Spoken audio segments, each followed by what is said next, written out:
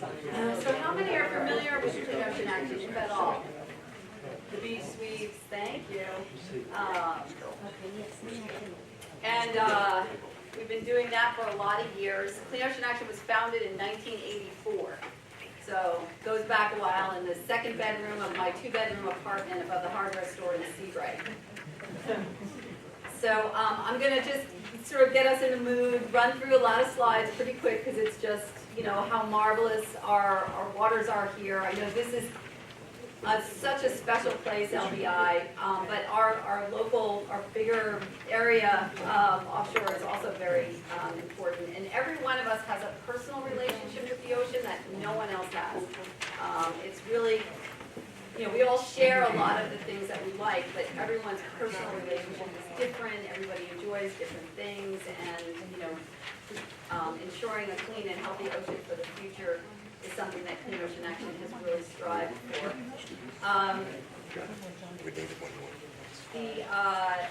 You know, the serenity of the beach is just something I think that all of us feel very close to, but also the economics that come from a clean ocean.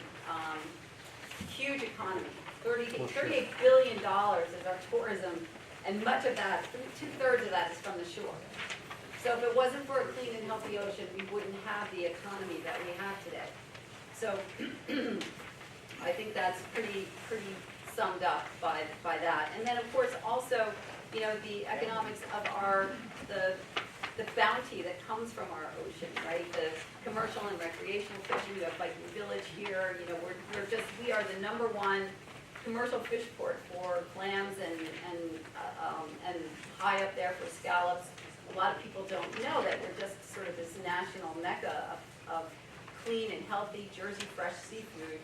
And then if you're not interested in, you know, I say when I'm in other parts of the state and region, if you're not into the sandy, salty stuff, but I know all of you are, obviously, you know, the ocean provides about 70% of the oxygen that we breathe.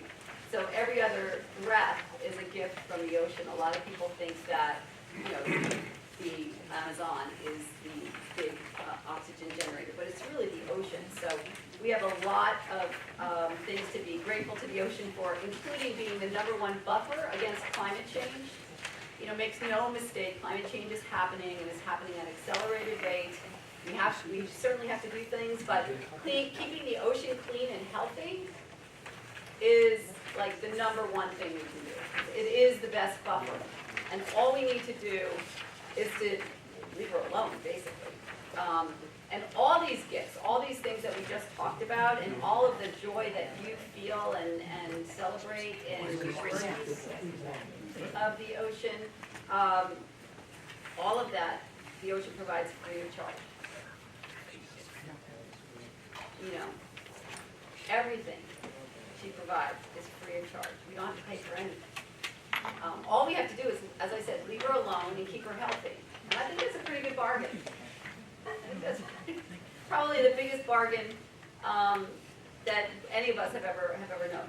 So very quickly, because I know we want to get off to our great weekend, and it's, you know, Father's Day weekend. So this region is where Clean Ocean Action is really focused, from Montauk to Cape May. And that area is known as the New York Bight, B-I-G-H-T. It means an indentation in the coastal zone. I see some nodding of heads. That's great. Some geologists in the house. It's also sort of a very unique area because at one time when we had, during the glacial times, this was all land. All this space out here, this is the ocean if it were drained of water. And so you can see how it was just a long, winding shore. You know, we'd have our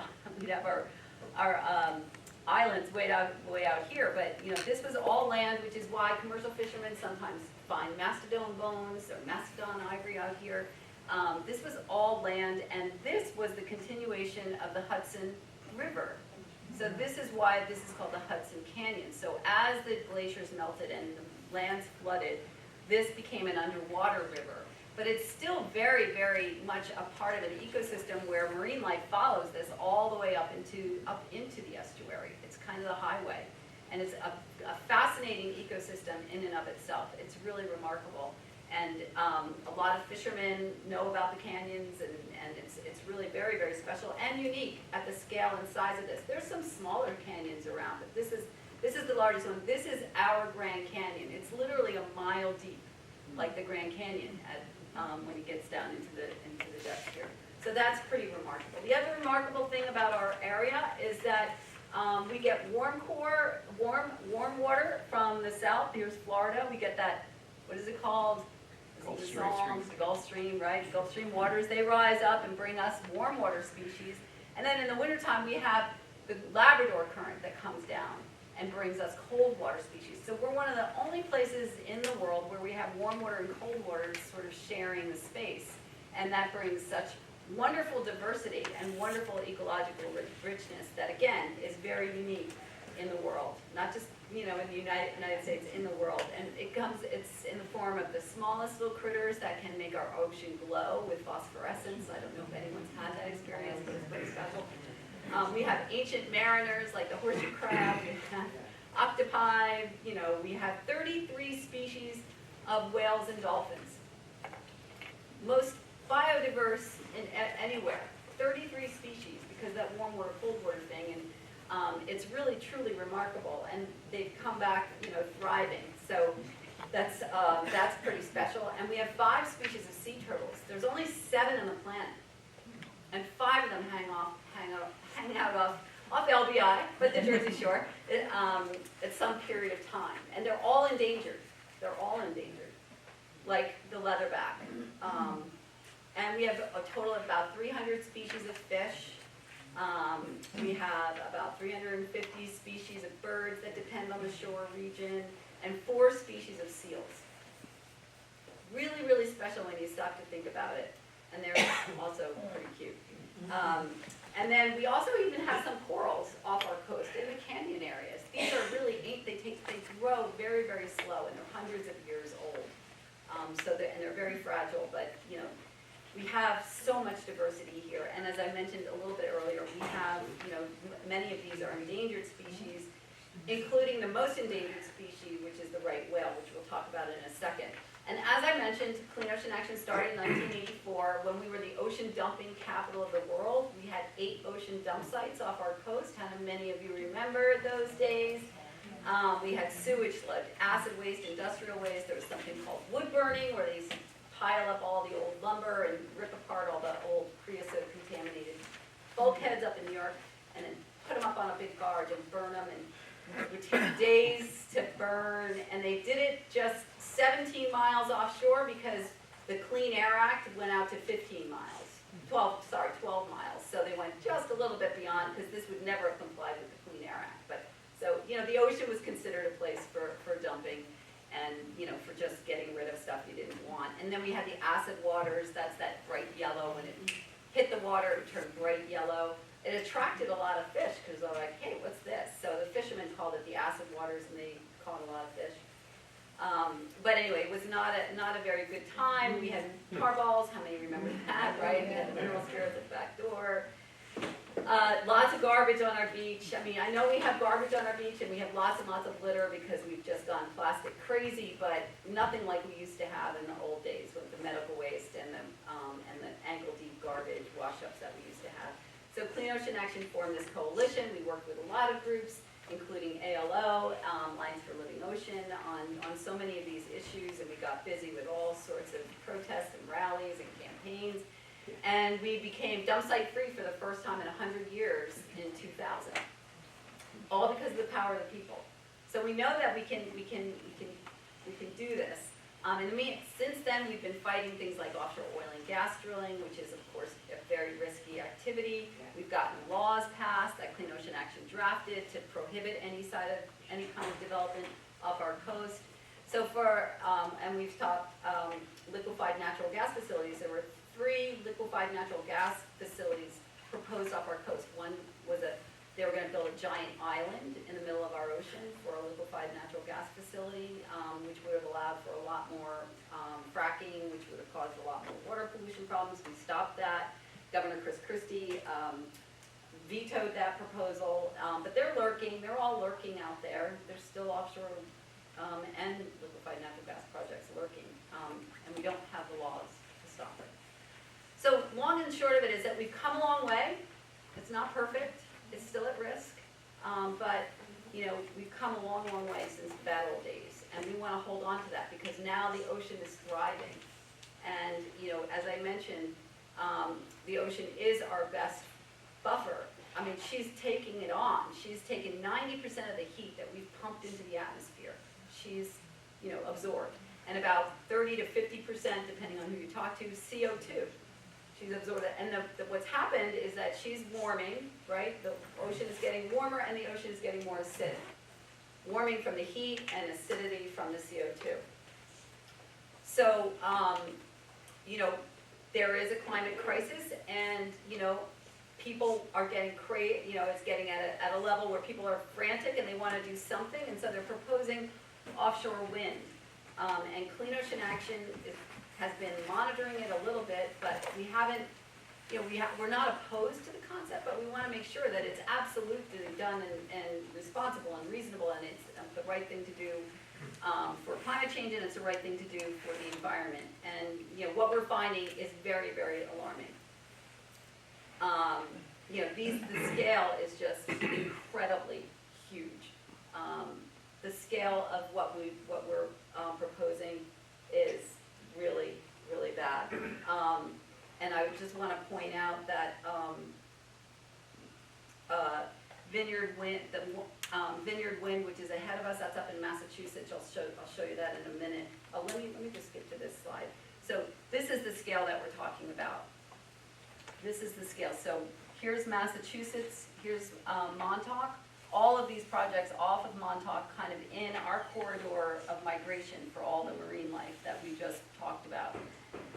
Here's, you know, off of the South Shore. These projects are pending leasing. These are all the ones off the Jersey Shore.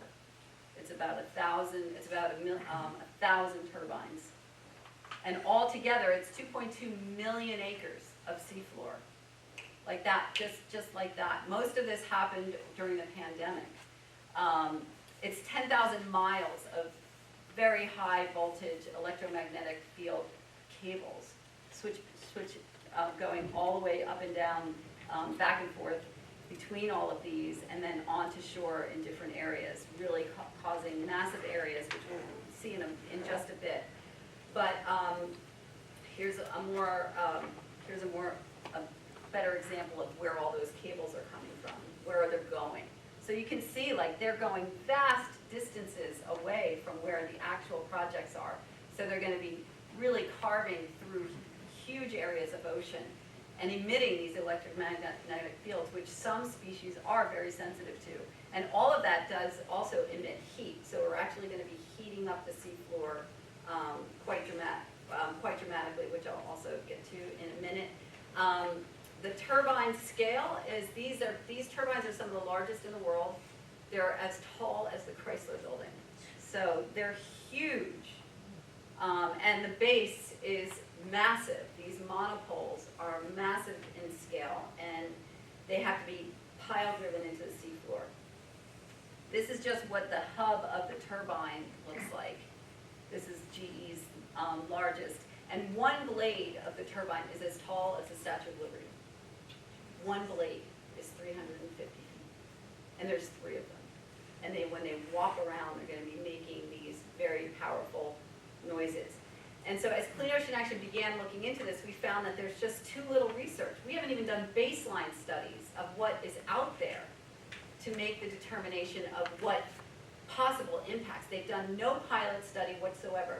Clean Ocean Action originally, about 10 years ago, supported a pilot project. It was called Fisherman's Energy. I don't know if any of you remember that. It was a small project off of Atlantic City that would have been something where we could have learned a little bit more. Now, the scale of these things have come a long, long way. I mean, they were talking, I think, 5 megawatts. These are 12 megawatts.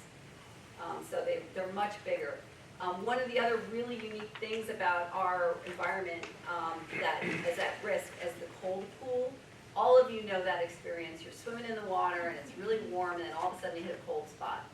That's a little bit of the drift of the cold pool. That's a stratification of our ecosystem that happens off the Jersey Shore, in particular the Mid-Atlantic, And it's nowhere else in the world. Nowhere else in the world. And it allows the species during the summertime to do their thing in that cooler water. And without it, our entire ecosystem will crash and will become, extreme, will just become different. It will become, we don't know what it will become, but the mammals that depend on that whole ecosystem structure will be at risk. So that is something that we're really, really concerned about. That has not been researched, for example. Rutgers did some preliminary work and says, yes, it may impact. Now, if they say may, whoa, right? Just whoa, time out, let's do some more research. The other thing to learn is that there are this turbulence, because these things are so massive. I mean, they're probably about as big as this room. They have to be, as I said, pile driven, but they also create eddies around the base of them. And you can see the sediments that are being lifted around the base of them, the scouring that's caused around them. And that creates massive sediment plumes, which will also cause harm. And remember, it's not just one facility.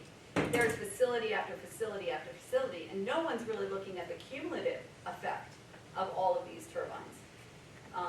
One of the other effects that you might very well be concerned about is that the weather around these turbines can be disrupted. So this is called the wake effect, and it creates a fog around the turbines because it's changing the weather. It's changing the energy up in the sky.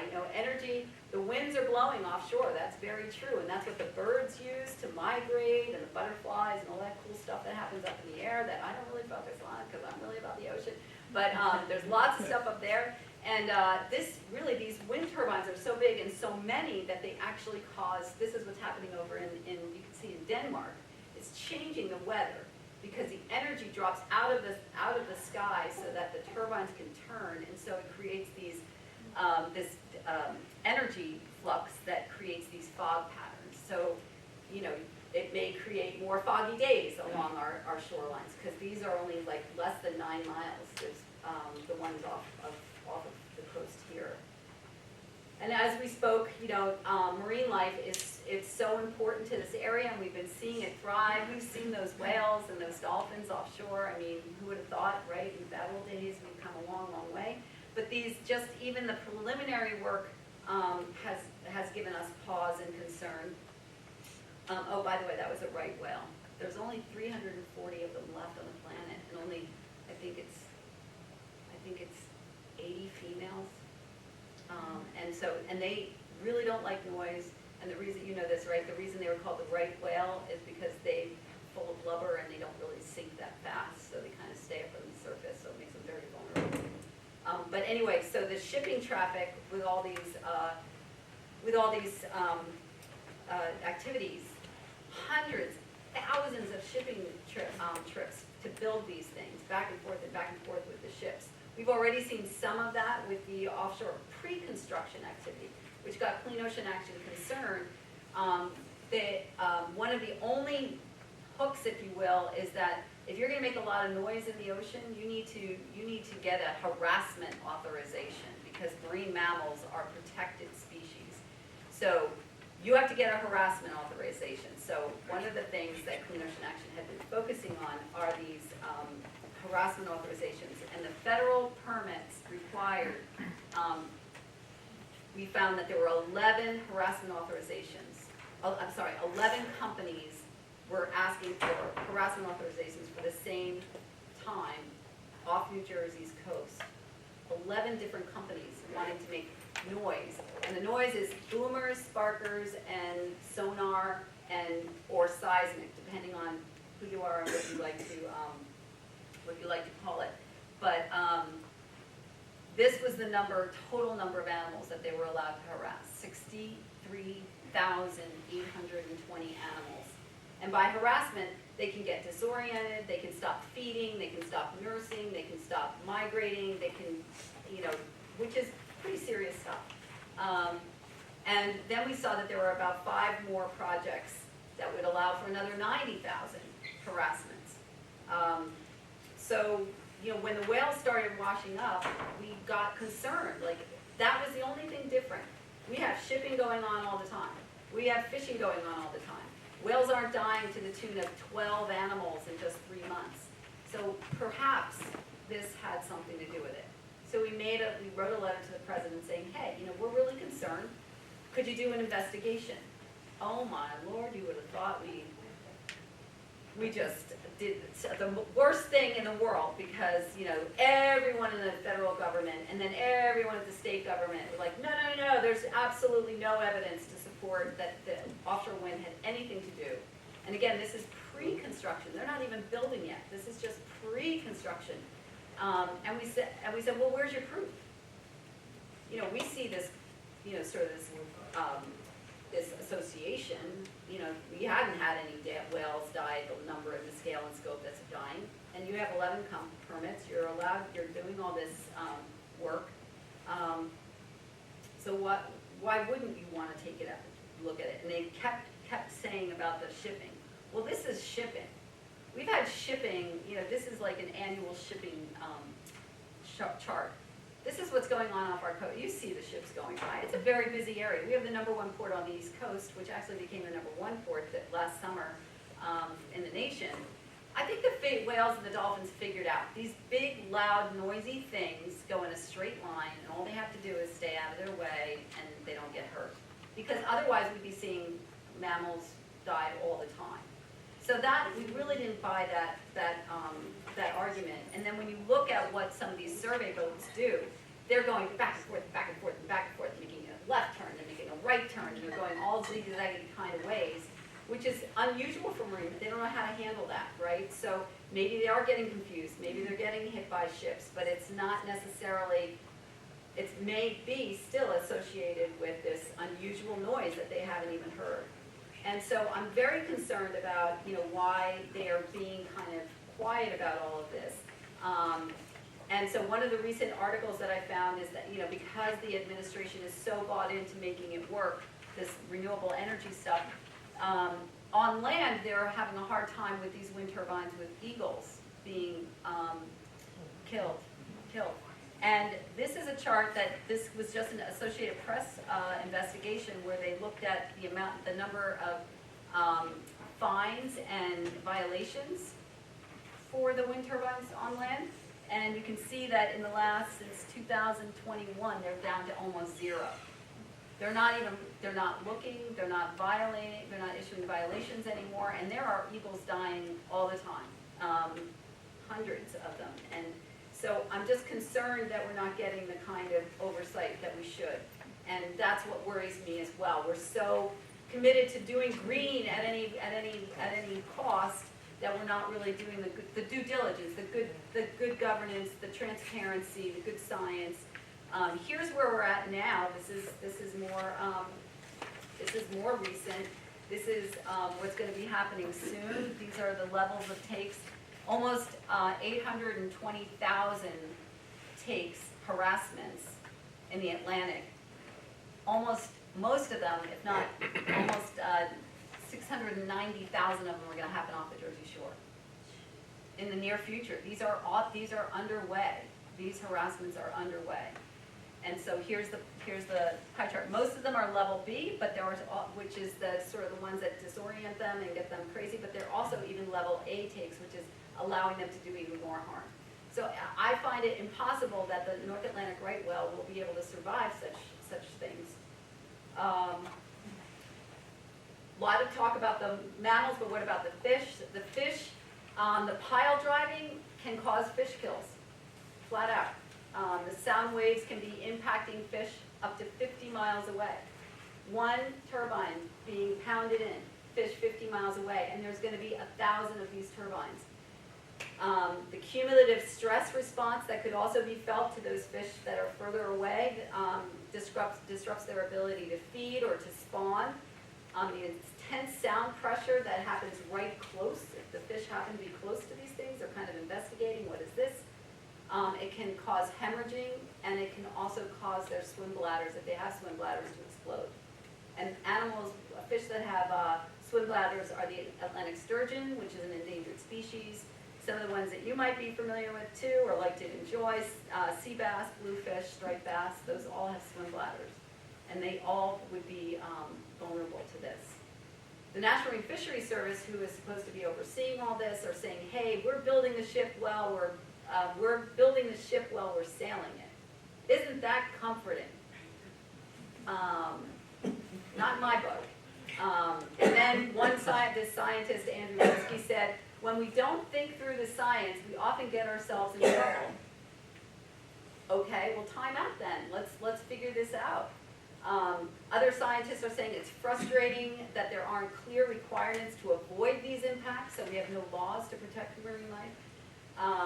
But the National Marine Fisheries Service is saying there isn't much that we can do, because the Bureau of Ocean Energy Management, who's overseeing everything, has all the power.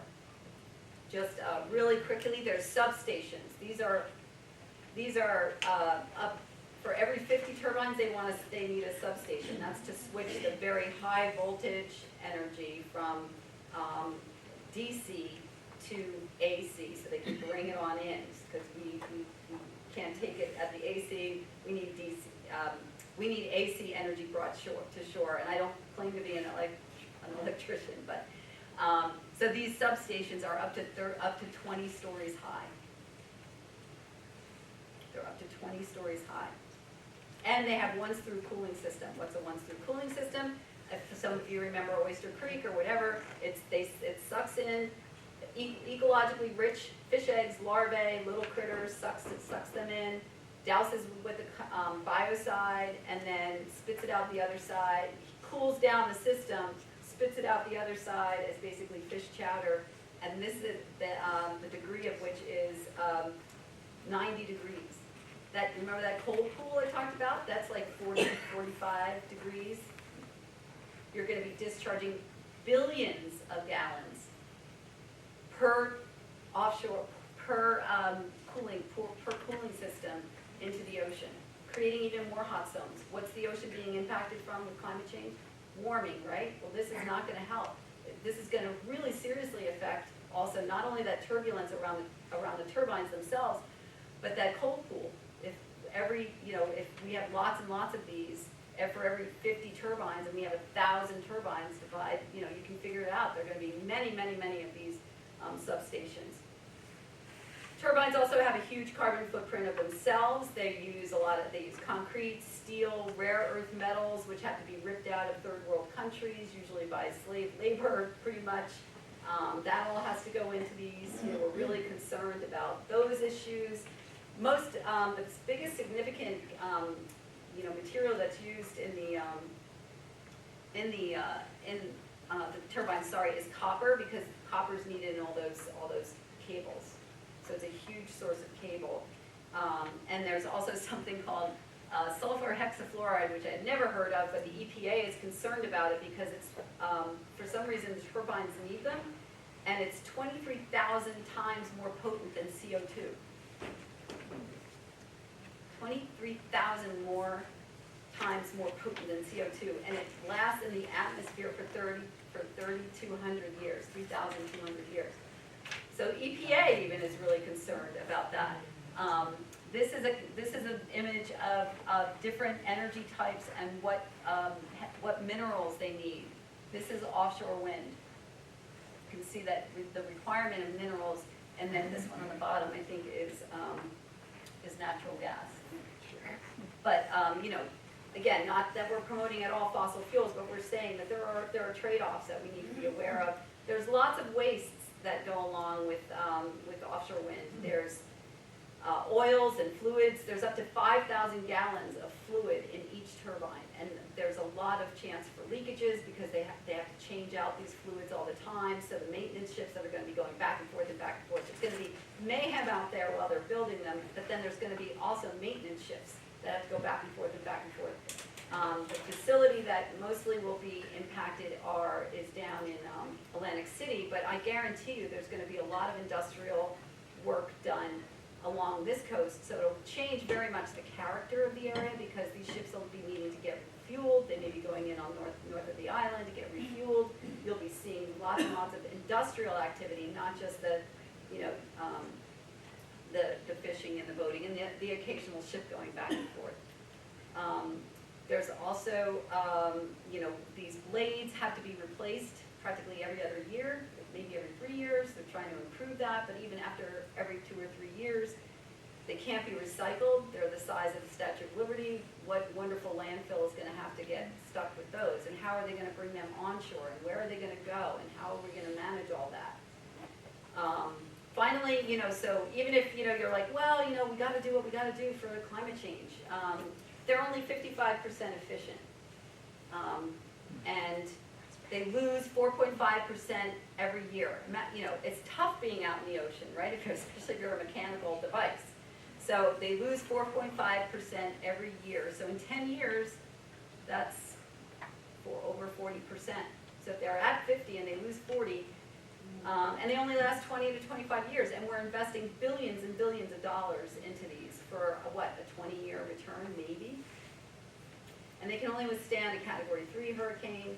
And then finally, at 55 miles or more, they go into survival mode. They can't handle any wind above 55, which a nor'easter routinely gets above. So I've only talked about the ocean impacts. There's so many impacts on land that no one's really even investigating, because many of the groups, the environmental groups, are, you know, not raising these local land-based issues. These massive ports that are being built on the Delaware side. So just again, sorry I'm going on so long, but I just want to touch briefly on the projects themselves. One is Empire Wind. How many people think that the offshore wind companies are offshore wind companies? I did. No. This is Statoil, which was a Norway oil and gas company that changed their name to Equinor, and BP. It's a partnership, British Petroleum. This one is off of obviously the northern part of the coast. This is probably in the worst area for fisheries, because remember they're all going up into the estuary. This is also the largest port on the East Coast, and there's a lot of, you know, shipping that goes back and forth, and, you know, here, including oil and chemicals, and they're creating a huge obstacle course. Not only that, but the turbines are so big that they interfere with radar. Isn't that a comfort? They interfere with radar, according to the National Academy of Sciences. So all of that is also of great concern. This is Ocean Wind 1, which is the one off of Ocean City. That one, you know, you can see how much ocean they're going to be ripping up to bring the cords, the extension cords into. I call them extension cords, but they're massive in scale. I mean, these look really little because they're meant to look little, but when these things come on shore, they're going to have massive transformer stations. They're going to need large transmission systems to bring that energy on board. That's all going to be, you know, these big giant transmission systems that are going to be placed, but they're not telling you, they're not being transparent. And that's especially true for Atlantic Shores, which again, they combine 2 projects. So Atlantic Shores is 2 projects in one, and it's I have to giggle. Sorry, I have to find my ho-ho somehow. But whatever bureaucrat came up with the acronym for Atlantic Shores. Yeah. Now this one, the window for public opposition or for public getting your voices on record being concerned is now. There's going to be public hearings, which is one of those sheets that I sent around. No. Not now. Sorry. You know, the close-up photo. This is a close-up of what it's going to be. This is how closely they're packed in together offshore. If you're a fishing boat in the middle of that and you need help, the Coast Guard is not going to be able to help you. It's like 190,000 acres. If you think you want to go fishing in there because it might be good because of the artificial reef effect, and you get into trouble, the Coast Guard is not going to be able to bring a helicopter to help you because of that radar. Not only just because of the radar, but because the wind effect of these turbines. They're not going to be able to bring the helicopter in. So they're going to have to send a cutter from Atlantic City to hopefully find you, if you know they can, on a long strip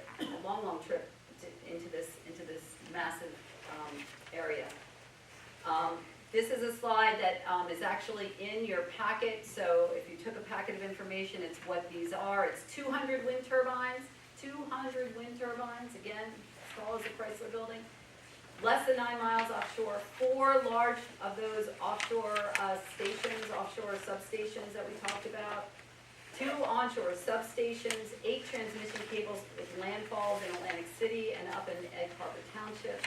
It goes on and on. 1,000 miles of high voltage cables. So much to be worried about. And this was a slide that for some reason was in there a little bit earlier, but I wanted to conclude with this one. So this is according to BOEM, the overarching industry in which there are now a number of offshore wind officials in high levels. According to BOEM, overall, it's anticipated that there would be no collective impact on global warming as a result of offshore wind projects. That's all of them. That original slide I showed you with all those, that's all of them. No collective impact, including for this one project, Vineyard.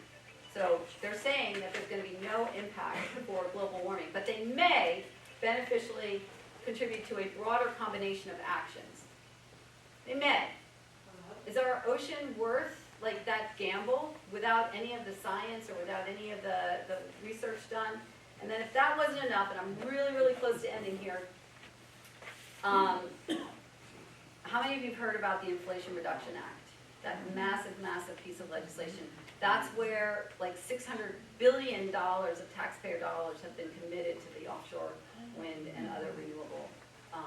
But buried, buried deep in section, I believe it's 50,287, believe it or not, was a dirty deal. So you always have to look at the devil's in the details, right? So here's the dirty deal. So this is supposed to really get us off fossil fuels, right? We're doing this we're sacrificing the ocean so that we can get off fossil fuels. For 10 years, and this was Congress with the president, for 10 years, BOEM is prohibited from leasing any offshore wind, any offshore wind lease areas unless 60 million acres are offered for offshore oil and gas.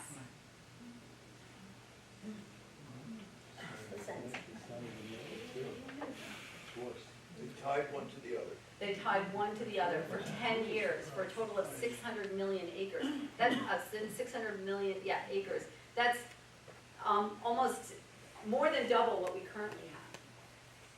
So we're going to do all this wind, but then we're going to get twice as much offshore, almost twice as much offshore oil and gas development. What's the point? You know, where's and again, no transparency. And so, like I said, it would possibly increase oil and gas by 75% over the next 10 years. It also opened up U.S. territories to this wonderful opportunity of offshore wind and oil and gas development, and those include Virgin Islands, Guam, Puerto Rico, and then, you know, also in the, there's many more fossil fuel opportunities, but in the interest of time. So what does Clean Ocean Action want? We want a clean and healthy ocean because it's the best buffer. So that's our mandate, but we could also do a lot with energy conservation and efficiency. And I know all of you, you know, you use your air conditioning, you can use it less, you can think about solar energy, but we are wasteful. And I'll give you another example of waste. Bitcoin. How many of you have heard of Bitcoin? We don't, yeah, okay. Don't understand it necessarily, but you know about it. Bitcoin is a computer game, and you need lots and lots and lots and lots and lots and lots of computers to play. And if you get your computers playing the game, you might be able to find a little piece. If you put all the pieces together, you know, it's one Bitcoin. The average, the amount of energy it takes to find one Bitcoin collectively is an average U.S. household, which is one of the biggest users of energy in the world, average U.S. household for 13 years. 13 years. We could, in a heartbeat, get so much more energy than we could ever find out in the ocean by just eliminating Bitcoin, not allowing something that uses that much energy. In a global level, it's the annual use of Australia's energy. So there are ways that we can reduce. We are wasting a lot of energy in lots of areas around the U.S. So Clean Ocean Actions, we think it's too much, too fast at the best. We want to see a pilot projects. We want to have comprehensive independent science and research. We want to have a true cost-benefit analysis, and there's some good news on that front. We want to see more on-land renewable energy, which is faster, cheaper, and safer. Because if we allow this to happen, behind this offshore wind is aquaculture, confined area, confined feedlots for fish that are proposed right behind this. Most of these turbines are going to become fish farms because we will have destroyed our commercial fishing industry. And so the idea is that they're in the Biden Ocean Climate Action Plan, they're going to put fish farms with all of the joy of confining animals into one location where they need to be fed and they need to be given pharmaceuticals and they need to be given chemicals, and if they get sick, they may be giving those viruses to the wild stock. And what are the mammals supposed to do? They're going to see these beautiful fish in these nets or in these systems. They're going to be trying to get at them. It's just a really terrible idea. So the offshore wind is the gateway for all of this stuff. The other one is carbon sequestration. There's this technology where they want to suck out the carbon up in the air or out of pipelines and power plants and inject it into the seafloor, which is CO2, which is what is causing ocean acidification. And then there's ocean mining. This is a huge land grab of the ocean to take all of our bad mistakes that we've made on land and take them out to the ocean in the name of climate change. So Clean Ocean Action has launched something called the Clean Ocean Zone. We tried it a number of years ago. It's a comprehensive legislative agenda that we will be able to hold our elected officials accountable, locking out all the bad stuff in the past, no more dump sites, no more fossil fuels, and if there is any renewable, that has to be done in an environmentally friendly way. And happy to talk about that with you in the future. I'll end with some good news, and that is that Representative Chris Smith got the General Accounting Office to do a study, a true cost-benefit analysis that should have been done a long time ago before we invested billions and billions of taxpayer dollars. So that's very exciting. We may get some transparency now about what the true cost and benefit will be. So that's really exciting. And then on the other side of our coast, Governor Tina Kotek called on the Biden administration for a pause off of her coast from any offshore wind advancement. She joined with Native peoples and also both of her U.S. senators and some representatives for a pause because she's very concerned about the offshore wind off of Oregon's coast. And those are floating. Those don't even include the pounding of the, so that governor for Oregon really cares about the shore and wants to make sure it's done in the right way. So now we have an example that we can share with our governor to say, look, there's a lot of questions. So they've asked for a pause. We want a pause as well so that we can get to the bottom of all of this. And that is all I wanted to share with you this morning. Thank you so much.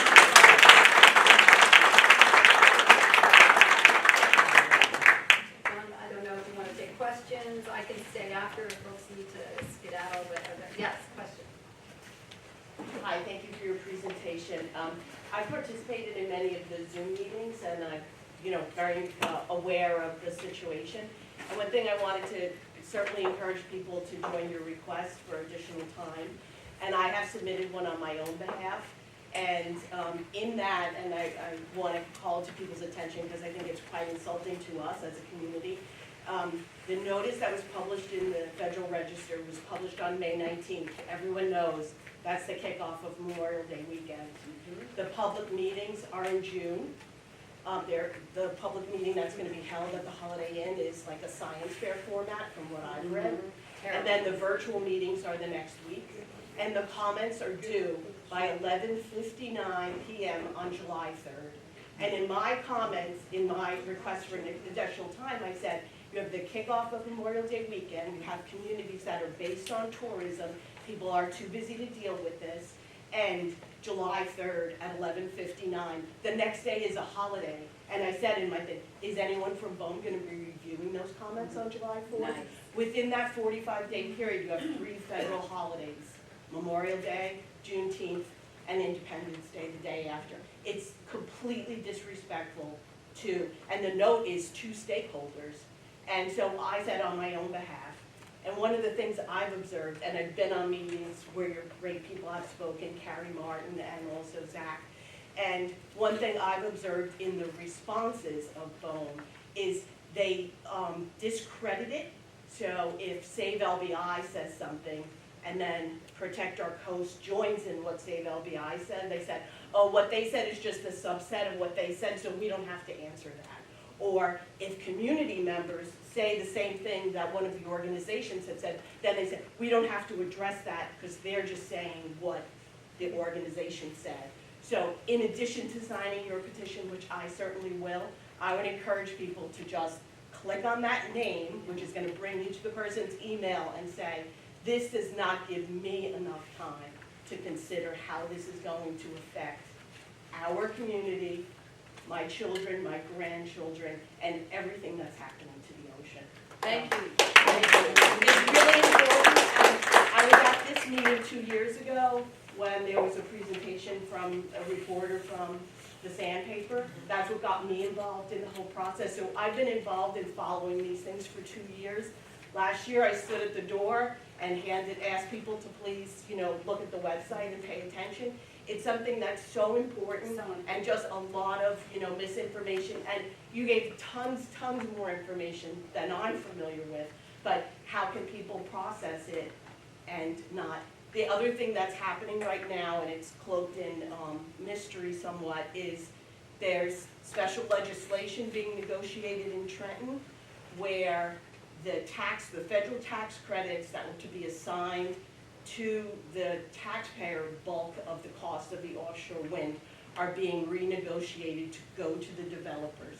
Now, in the countries that they're from, Denmark and Germany, they've halted offshore wind because the economics don't make sense anymore, but those foreign countries are now asking for more money that's going to directly come from the taxpayer portion that we would get, and it's hundreds of millions of dollars that is right now just being negotiated in the back rooms in Trenton. And you have to reach out, whether it's your assemblymen and senators here, or if you have another residence in another part of the state, say to them, what's going on? Who's paying attention? Because they're going to be voting next week, and I've had people research for me to try to find a copy of the bill, which can't even be found. And that's hundreds of millions of dollars that would absorb the tax bite to New Jersey people that's going to be given back to the developers. So it's two big things that are happening in the same week. And that's how they're doing. They're piling it on so thick that first of all, that we go, oh my God, I can't help. But second of all, that it's just too much. But I've been doing this for 40 years. I've never seen such hostility to the public than this process. No transparency, and it's at the state and federal level. I mean, there was a law that was passed very similar where nobody really knew about it until it was almost practically done, that strips away any town's right to say no to these cables coming through their towns. Home rule used to be, sacrosanct, but in the name of offshore wind, all towns are stripped of your ability to say no. If you don't want some of these things coming through your municipality and you say no, it gets bumped to the New Jersey BPU, Bureau of Public Utilities, which is trying to scam out the monies that we're talking about here. And guess what they're gonna say? No. They've already said no to Ocean City. So we've been stripped of, municipalities have been stripped of voices to try to get any sort of restrictions to make sure that your environment here in your towns are protected. So I've never seen anything like it. There's so much at stake. I know it's a lot of hard work. There's a very unattractive flyer that I shared around the room. It just has text on it. It's about ocean wind. It's talking points. But on the back are all the public hearings listed for you to go to the website, you can go to our website, we have a link right there on the homepage where you can find out more information. Please take 15 minutes out, I'm sorry, I didn't get your name. Kathleen Keegan. Kathleen, as Kathleen said, take 15 minutes, not just for your enjoyment of the ocean now, but for future generations. You know, it's really, they're just rushing this. Again, I've never seen anything. They're slamming it through before we have a chance to get organized. And like I said, most of this stuff all happened during the pandemic. And take 15 minutes, at least ask for an extension to the comment period. And if you speak with any elected official, bring this up. Where do you stand on the offshore wind? You know, what do you know about it? What are you doing about it? What about our marine life? What about our fisheries? What about the quality of life? Make this an issue because, you know, a healthy ocean, remember, is our best buffer. If we destroy the ocean's capacity, we're losing the game on climate change. But more importantly, you know, we will lose the quality of life that we've come to enjoy after all that hard work, ending all those bad ocean dumping things, cleaning up our ocean. Sea life is thriving. That's all at risk. And it's really worth a little bit of your time and holding both getting involved in the process, but also holding your elected officials accountable. If we can, that's the only power we have, right? We don't have the gajillion dollars that the offshore wind industry has. And let me tell you, they are spreading it. They are spreading it. Every university has gotten money. Many, many environmental organizations have gotten money. You know, we've been accused of taking money from fossil fuels. Never. In fact, we've led the fight against fossil fuels out in the ocean for 40 years. But guess who are the fossil fuel industry? You know, so this is really a cause for alarm. Huge alarm bells. I think had it not been for the whales, most people never would have even heard of what was going on. We've been trying to talk about it, but people were not paying attention until the whales and the dolphins died. And I have to say, you know, that was the alarm bell. You know, that's them calling for our help. And take a little bit of your time, really, and step up and do just a little bit. Yeah. I just want to tell you, I listen to 94.5 every day, and they've had a whole campaign now about how we're all morons that don't want the wind turbines. It's all fake, the whales dying have nothing to do with it. They have a whole ad campaign that's every day on 94.5, that commercial comes They out. got money. They've got money, but they don't have the truth. And, you know, this was just a snippet. These were just snippets of these thousands of pages of documents that you got to dig. You got to dig. Yeah. So you keep talking about the process. What happens in the process if the science investigation is submitted back? Who's going to review that ultimately? Even if it goes to the Supreme Court, who's going to rule and make the decision? Isn't it the government? It's the Bureau of Ocean Energy Management. And they don't support it? Oh, big time. Most of them are in the offshore wind industry. So it seems that's inevitable then. But the elected officials, that's where the power is, right? It's like, yes, right now, BOEM is made up of, you know, the administration that is 100% involved in this. You know, there was an executive order, right, that said we want 30 gigawatts of energy out in the ocean. It was an executive order that's triggering all of this. Mhm. But we, the people, have that power. We may lose one, but, you know, there are, as you saw, many projects, and that's just the beginning. There's still solicitations. Governor Murphy doubled down on expansion of offshore wind and is looking for more, even though we haven't put one turbine out yet. You know, and we're nonpartisan. We call them like we see them. Every elected official, you know, through our lens, you know, we look at the facts. And, you know, so we need to hold them accountable. No, wait, time out. You know, you're doing too much. The science isn't there. The fisheries scientists say it's not there. How can we be recklessly moving? And to those people that say, well, it's climate change and we have to do something, it's like, yes, well, let's look for the low-hanging fruit where we can reduce energy waste, we can start getting more serious about onshore renewables. But, you know, look at the Bitcoin thing. I mean, we're going to sacrifice our ocean, but we're going to allow this computer game that uses up so much energy. There are solutions. And you know, most of them are nature-based also. But you know, if we get this wrong, there's no restoring it. It'll take hundreds of years, if thousands or whatever, to restore. Unfortunately, I just have to say, we're gonna get ejected from here. I'm staying around after, of course, if anybody wants I'd like to stay a to, but little please longer. make Thanks sure, for coming out today, everybody. you get the handouts, and,